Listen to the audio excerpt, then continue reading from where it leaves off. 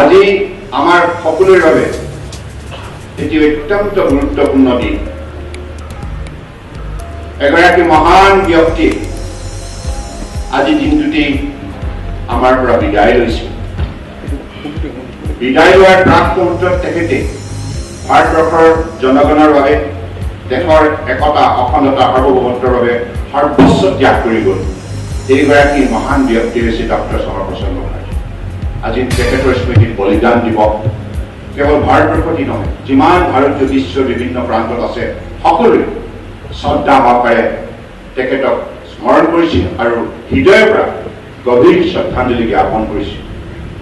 তেখেতে আমাৰ বাবে যি আদৰ্শ এৰি গ'ল, সেই আদৰ্শকে আজি বহু বছৰৰ অন্তত দেশৰ আদৰ্শবাদী নেতা, প্ৰধানমন্ত্ৰী, সৎ নিষ্ঠাবান কৰ্ম উদ্যোগী প্ৰধানমন্ত্ৰী নৰেন্দ্ৰ মোদী ডাঙৰীয়াই ৩৭০ অনুচ্ছেদ বাতিল কৰি ডক্টৰ শ্যামাপ্ৰসাদ মুখাৰ্জীৰ জীৱনৰ সপোন পূৰণ কৰিলে। এক বিধান, এক নিশান আৰু এক প্ৰধান, এই কথা বাস্তৱায়িত কৰি ভাৰতবৰ্ষৰ একতা অখণ্ডতা আৰু সাৰ্বভৌমত্বৰ শক্তি বৃদ্ধি কৰি প্ৰতিজন ভাৰতীয়ই ইয়াক লৈ গৌৰৱান্বিত। মই পুনৰ ডক্টৰ শ্যামাপ্ৰসাদ মুখাৰ্জী দেৱলৈ কোটি কোটি প্ৰণিপাত যাচিছো, তেখেতৰ আশীৰ্বাদ বিচাৰিছো। স্বাধীনতাৰ বিগত 7 দশকৰ ইতিহাসত নজিৰ সৃষ্টি কৰি 2016 চনত আমাৰ দলে মিত্ৰজোঁটৰ সহযোগত ৰাজ্যত চৰকাৰ গঠন কৰিলে। এই চৰকাৰ গঠন প্ৰক্ৰিয়াত অসমৰ বৰাক ব্ৰহ্মপুত্ৰ পাহাৰ ভৈয়ামৰ প্ৰত্যেকটো জাতি জনগোষ্ঠী ভাষা-ভাষী ধৰ্মৰ লোকে আমাক যেনেধৰণে সহযোগিতা আগবঢ়ালে, তাৰ বাবে আজি আমি 4 বছৰে সফলতাৰে আমাৰ চৰকাৰৰ কাৰ্যকাল সম্পূৰ্ণ কৰিলো। আজি এই শুভক্ষণত মই অসমৰ প্ৰতিগৰাকী বৰাক ব্ৰহ্মপুত্ৰ পাহাৰৰ ভৈয়ামত বসবাস কৰা নাগৰিকক গভীৰ শ্ৰদ্ধা আৰু কৃতজ্ঞতা জ্ঞাপন কৰিছো। ভাৰতীয় জনতা পাৰ্টীৰ কাৰ্যকৰ্তাসকলে দিনে নিশাই কঠোৰ পৰিশ্ৰম কৰি মূলৰ ঘাম মাটিত পেলাই যেনেধৰণে 2016 চনত পৰিশ্ৰম কৰিছিল, এই পৰিশ্ৰমৰ অন্যতম ফলশ্ৰুতি আছিল আমাৰ চৰকাৰ। গতিকে সেইবাবে ভাৰতীয় জনতা পাৰ্টীৰ কৰ্মকৰ্তাসকল আমাৰ বাবে সদায় শক্তিৰ উৎস। আপোনালোক মহান। গতিকে আমি যি প্ৰতিশ্ৰুতিৰে 2016 চনত চৰকাৰ অধিষ্ঠিত হৈছিল, সেই প্ৰতিশ্ৰুতি আছিল অসমৰ জনগণে বিচাৰিছিল। চৰকাৰ গঠন কৰাৰ প্ৰাক মুহূৰ্তত অসমৰ জনগণে কৈছিল, তোমালোকে চৰকাৰ গঠন কৰাৰ পাছত কেইটামান কাম কৰিব লাগিব। কংগ্ৰেছৰ কাৰ্যকালত যি অপশাসন আৰু দুৰ্নীতি ভ্ৰষ্টাচাৰ, ইয়াক নিষেধ কৰিব লাগিব।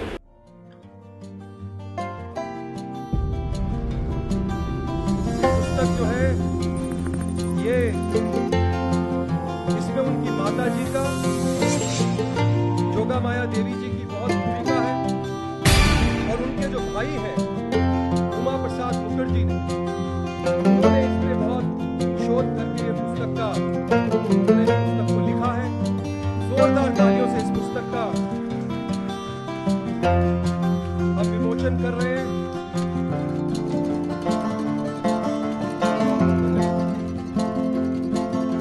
सम्मानित मंच, वहां और यहां आज हम इस वर्चुअल रैली के माध्यम से आप सबके साथ वार्तालाप करते हुए आत्मनिर्भर भारत की दृष्टि से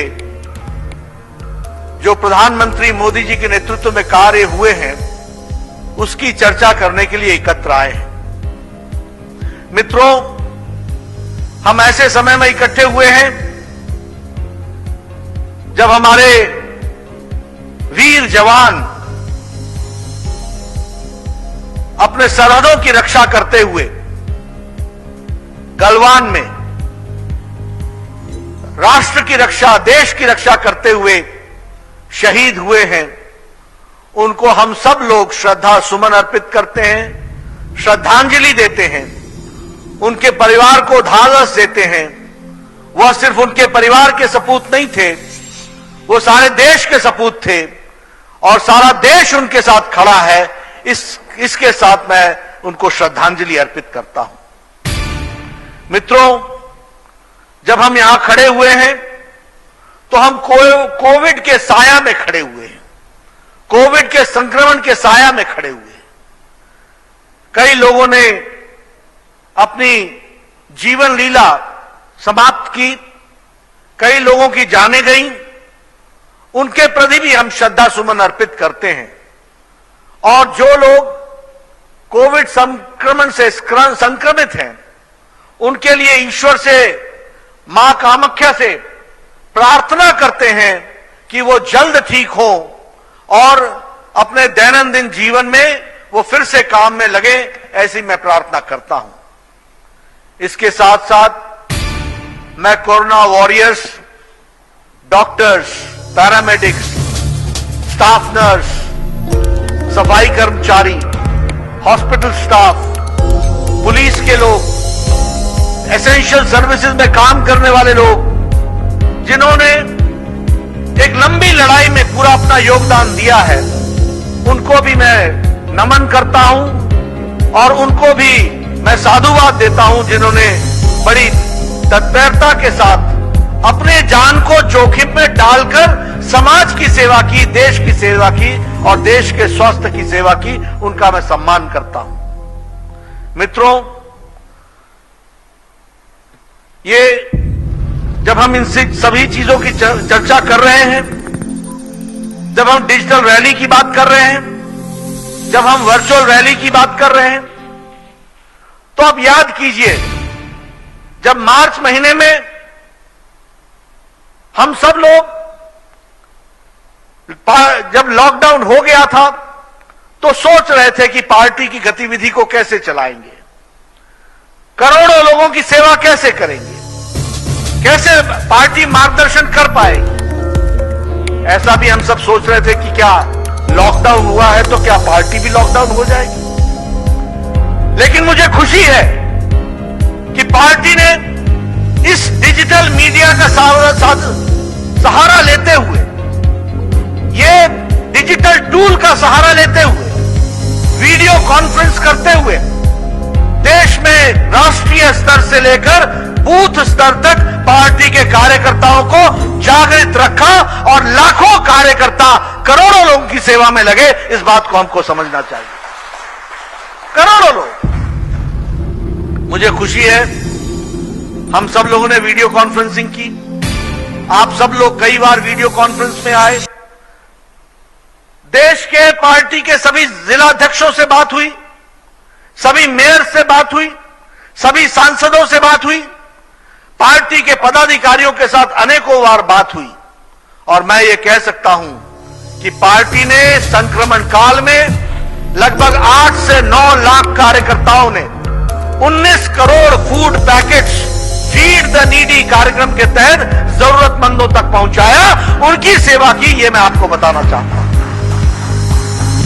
यही नहीं, इसके साथ साथ लगभग 5 crore Modi kit, ration kit, 10 दिन का राशन, 15 दिन का राशन, 20 दिन का राशन, 1 महीने का राशन, ऐसा राशन पहुंचाने का काम भी भारतीय जनता पार्टी के कार्यकर्ताओं ने किया। इसके साथ साथ आपको याद होगा, हमारी महिला मंडल, हमारे महिला सेल्फ हेल्प ग्रुप्स, हमारे महिला मोर्चा, हमारे सभी लोगों ने, एनजीओज ने 5 करोड़ फेस मास्क अपने हाथों से बनाकर सारे देश में डिस्ट्रीब्यूट किया। इस बात को हमको समझना चाहिए। मुझे खुशी है कि पार्टी इस संक्रमण काल में, हमने कभी किसी एक इलाके में आपदा आ गई हो तो हमने सेवा की होगी, कभी छोटे समय के लिए हमने कोई बाढ़ आ गई होगी, कोई आपदा आ गई होगी तो सेवा की होगी, लेकिन इतना लंबा समय और सारे देश में सेवा करने का काम, ये भारतीय जनता पार्टी को करोड़ों लोगों को सेवा करने का जो अवसर संक्रमण काल में मिला, और आप सब लोगों ने जो मेहनत की, असम के लाखों कार्यकर्ताओं ने मेहनत की, उनको मैं साधुवाद देता हूं, बधाई देता हूं कि उन्होंने बहुत अच्छा काम किया। और मित्रों, आवश्यकता ही आविष्कार की जननी होती है। Necessity is the mother of invention. अभी यह विषय आया कि हम आत्मनिर्भर भारत का संदेश कैसे पहुंचाएंगे।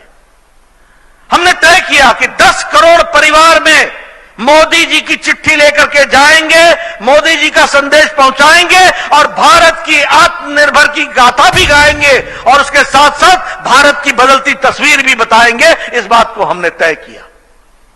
लेकिन आपको जान करके खुशी होगी कि फिर से डिजिटल वर्ल्ड का सहारा लेकर आज वर्चुअल रैली में हम आपसे मिल रहे हैं। 7 तारीख से लेकर 35 वर्चुअल रैली हो चुकी है और ये 36वीं वर्चुअल रैली है जिसमें मैं असम की जनता के साथ सीधा संवाद कर रहा हूं।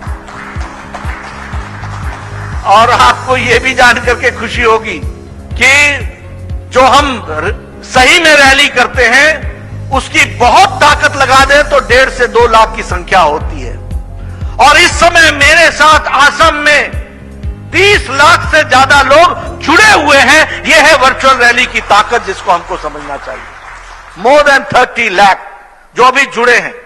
इसमें हमने केबल को नहीं जोड़ा है, इसमें हमने फेसबुक के माध्यम से अन्य लोगों ने जो अपने आप फेसबुक लाइव चलाया है उसको नहीं जोड़ा है।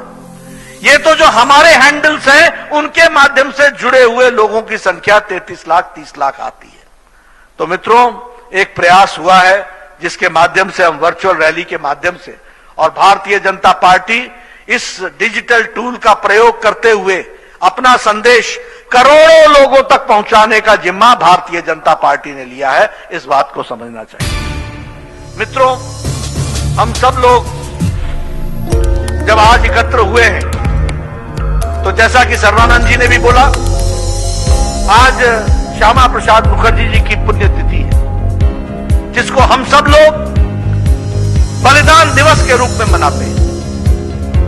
उन्होंने कहा था, एक देश में 2 निशान, 2 विधान, 2 संविधान नहीं संभव, हो नहीं सकता।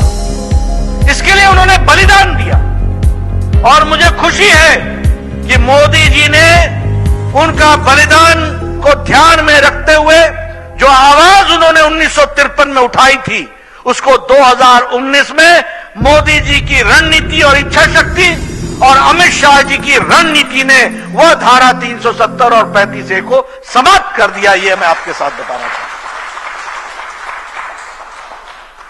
इसलिए उनको जहां हम श्रद्धा सुमन अर्पित करते हैं वहीं उनसे प्रेरणा लेकर के हम सब काम में जुटते हैं। मित्रों, आपको जान करके आश्चर्य भी होता होगा और समझ में भी आता होगा कि देश ने मोदी जी के नेतृत्व में किस प्रकार से परिवर्तन किया है। देश में सिर्फ विकास ही नहीं किया, देश के राजनीति का मानदंड बदल गया, मापदंड बदल दिया।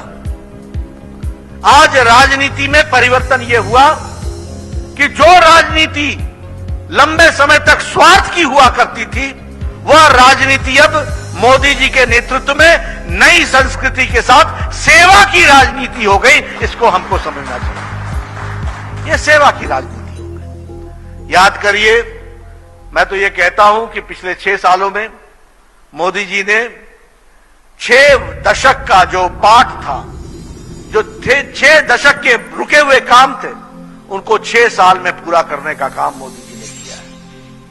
He has been able to bridge the gap of 6 decades in 6 years. और जब हम बात किसको कहते हैं तो याद कीजिए 2014 का साल, पॉलिसी पैरालिसिस, मालूम नहीं कि प्रधानमंत्री कौन है, कहां से प्रधानमंत्री चल रहा है, 7 रेस कोर्स में प्रधानमंत्री है या कहीं और से प्रधानमंत्री का कार्यालय चल रहा है। एक निराशा का वातावरण था, प्रशासन चरमरा गया था, दृष्टिहीन, दिशाहीन, और भारत की छवि भ्रष्टाचारी देशों में सबसे आगे पर खड़ी थी, शुमार हो गई थी। ऐसे में मोदी जी ने देश की बागडोर संभाली। और आज हम गौरव के साथ कह सकते हैं कि मोदी जी ने देश को ऊपर ही नहीं उठाया, देश को आगे ही नहीं ले गए, देश को दुनिया में स्थापित कर दिया एक शक्तिशाली देश के रूप में। इस बात को भी हमको समझना चाहिए, एक शक्तिशाली देश के रूप में। मित्रों, हम अगर 2019-20 की बात करें, 2019-20 की बात करें, यह एक वर्ष उपलब्धियों का वर्ष भी है और आपदा से लड़ने में भी पारंगत हासिल करने वाला वर्ष भी है।